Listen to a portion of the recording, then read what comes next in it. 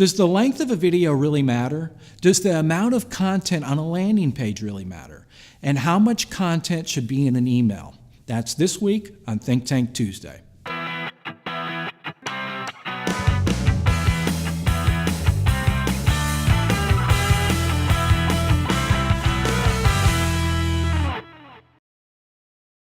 Hi, I'm Paul Potratz, and welcome to this week's Think Tank Tuesday.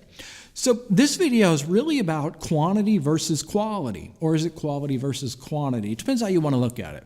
So really what brought this up is I was talking to a dealer recently, and he was telling me how his video strategy, what he was going to do, that he was going to have one of his salespeople do 1-minute videos. They were going to go out and do 1-minute video walkarounds of the vehicle, because based on his mathematical equation, that if they did 1-minute videos and they were able to do 10 videos a day at 1 minute apiece, that he would have so many hundreds of videos at the end of the month.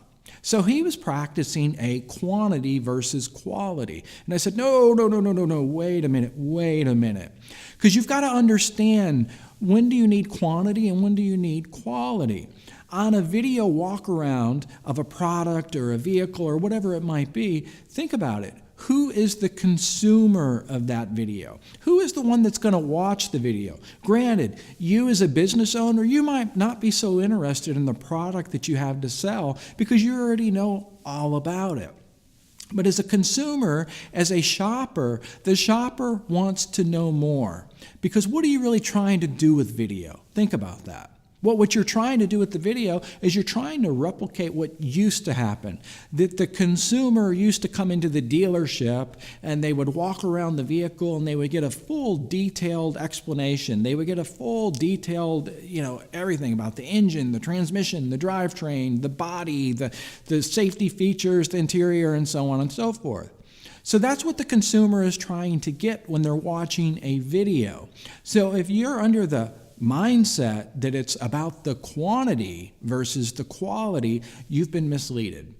Because again, you are replicating what used to happen in the showroom or on the lot or in your business.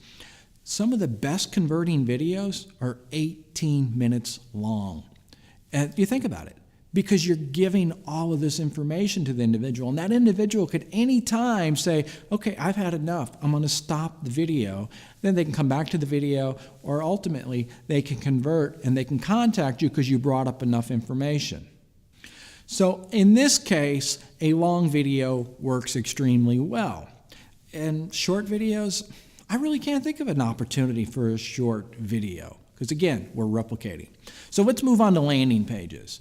On a landing page, should you have a long landing page? Because we've all seen those landing pages, you just go and go and go and go. Well, think about the use of the landing page, because this is the opportunity where you can have a short landing page or a long landing page, but it depends on the message. So what is the message? If you're saying something that doesn't take a lot of explanation, something that's pretty simple, cut and dry, let's say, for example, that it's a car and it has a special price, it's $199 a month. Well, that doesn't take a whole lot of explanation, so you can use a short landing page. But if you're doing something, let's say, for example, that you're a dealership in Canada and you're partaking in the newcomers program through Royal Bank of Canada. Well, that landing page would need to be longer. It would need to have more content because you would have to educate the consumer and tell them about the newcomers program. So that would be a longer one. Another one that could be long is talking about lease information. Should I lease? Should I buy? So again, that could be a longer form landing page, but keep in mind, when you're doing this landing page, you want to have multiple calls to action all the way through the landing page. So if you create the long one, kind of break it up into chunks and say, okay, here's the first topic that I'm going to support, and then have a call to action that represents whatever those paragraphs are. And then you go into the next topic and another call to action that again corresponds with whatever the content is. So there's your landing page content. Now let's move over to email marketing. So should you have a short email or should you have a long email? Well, again, it depends on the message. And if when you're doing that, the best way to find out, what I want you to do with email now, is I want you to write 2 to 3 different types of emails. This is called A/B testing. So write one email that's going to be longer, the subject line is most important in an email, and then write one that is shorter. Break your database up. Let's say your database is 20,000 people. Well, what you want to do is take like 1,000 of those people and send 500 the one email and 500 the other email. Which one performs better? You might find out that the subject line on this one does really well, but then there's no conversions in the content.